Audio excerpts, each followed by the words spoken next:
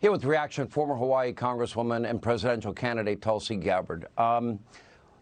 Would you agree with me that it would be a good idea to go back to being energy independent? Yes, of course. Not many Democrats agree with you.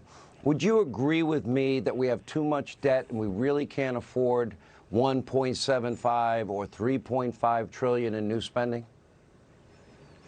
Yes, Sean, and here's the reality with the bill that they're continuing to push forward is that our government is too powerful and too big even as it is, and this bill is only going to make matters worse.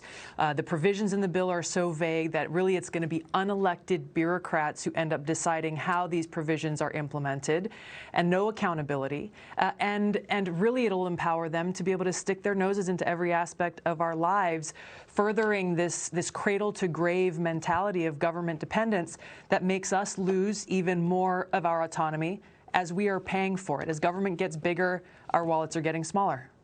You know, as I look at the position Joe Biden is in the mid-30s with his approval rating, Kamala Harris at a low 28%, I look at every problem they have. On the problem with the economy, if you lower taxes, limit the bureaucracy, that would stimulate economic growth. I think that would be helpful.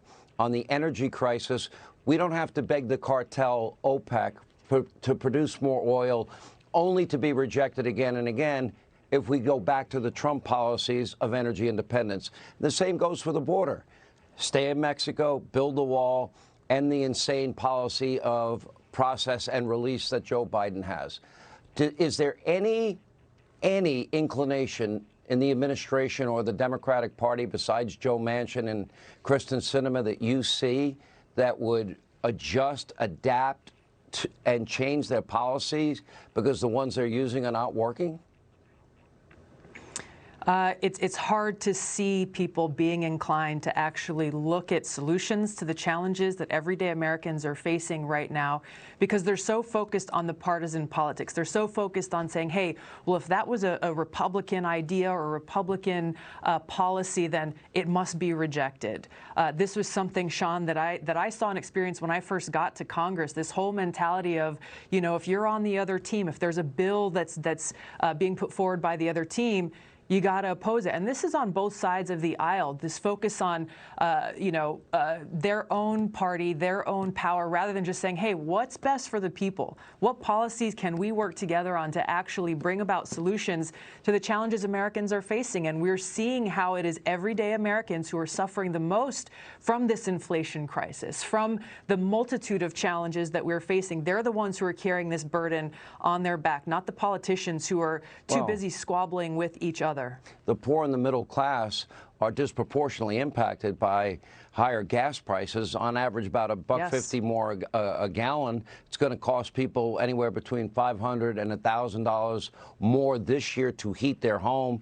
Every item we buy in every store we go to costs more because it costs more to get it there.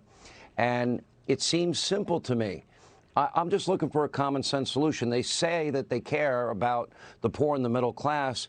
What difference does it make to the planet if they extract the oil in the Middle East or in Russia, or we do it in the United States? If we do it here, we have high-paying career energy jobs. We don't have national security concerns with countries that hate us, and we have low gas prices for the American consumer, and that's great for our economy. Why wouldn't we do that?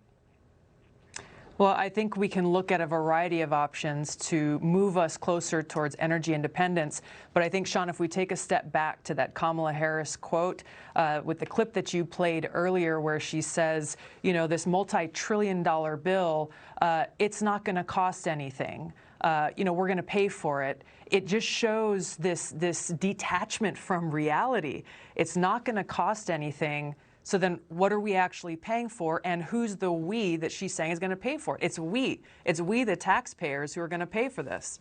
You don't sound like a Democrat to me. I hereby, you can raise your right hand, you're definitely a conservative. So, anyway, always a pleasure, Sean. We always love having you. Thank you.